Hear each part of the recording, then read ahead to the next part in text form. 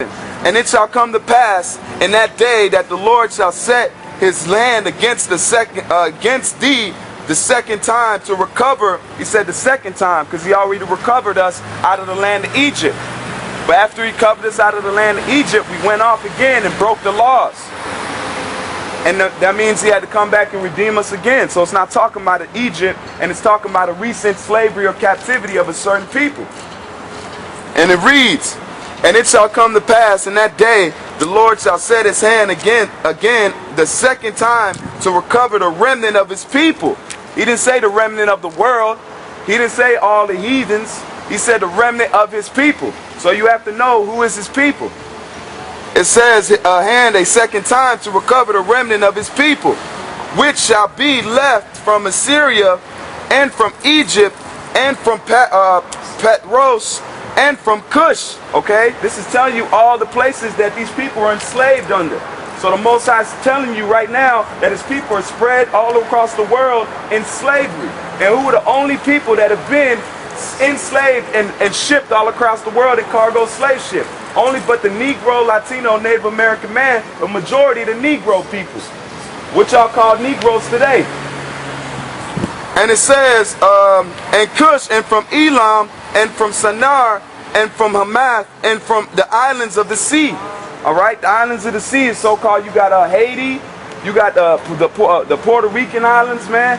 You got all these little islands, and the Most High is telling you that's where he's going to grab his people from. If he said he was going to come grab the world, he'd just say the world, wouldn't he? I don't think he's a man of confusion, so he's going to tell you who he's coming to get. And he's telling you right here. And it says, verse 12, and he shall set up a sign for the nations and shall assemble the outcasts from Israel. So right now, in the latter days, we're not supposed to be in our land. We're supposed to be cast out, man, and a remnant of us. Okay, so we don't have no homeland, and these people right here don't have no political asylum anywhere. Okay, this is not where we was born at, but we do not have a place to go. We're stuck here, and we're brought here on cargo slave ships to serve captivity, man. What's up, brother? So, and it says, and assemble the outcasts from Israel and gather together the dispersed of Judah from the four corners of the earth. So we're in the four corners of the earth right now. So this prophecy has already come to pass. We're in the four corners of the earth right now as I'm speaking. And it reads, corners of the earth. The envy also of Ephraim shall depart, and the adversary of Judah shall be cut off. Ephraim shall not envy Judah, and Judah shall not vex Ephraim. And that's telling you those two tribes are going to come back together. The northern and southern tribe, we're going to be back together. And this is the only place we're held captivity together in. So that means we're going to realize who we are as a nation again, and we're going to come back together. We're not going to be killing each other in these good ghettos you put us in no more. And we're not going to be looking at each other like we're different.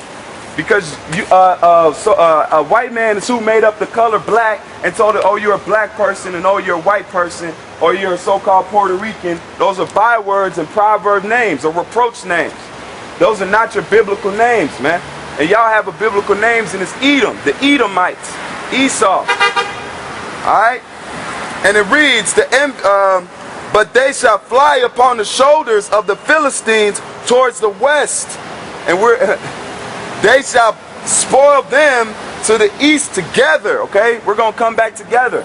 This is a fulfillment of prophecy. And there's brothers already raising up all over the four corners of the earth, knowing who they are, and they're standing boldly and telling this place it has to go down.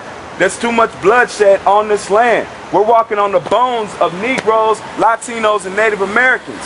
And this land has to be purged, man. That's what the Most High is reading. Thus saith the Lord. These are not my words, man. I'm just telling you what the Most High is going to befall this place. Just for the iniquities that they have done.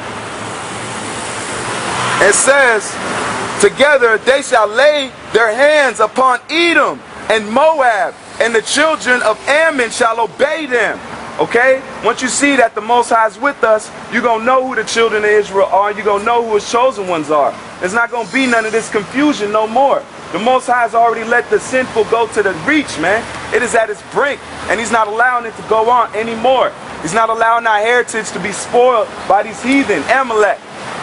Okay, because nobody wants to dig up and find out who the real chosen people are. So he said, you know what, I'm going to tell you. Just like he prophesied in his book, he's going to tell you. And through the word of his prophets, man. And obey them. And the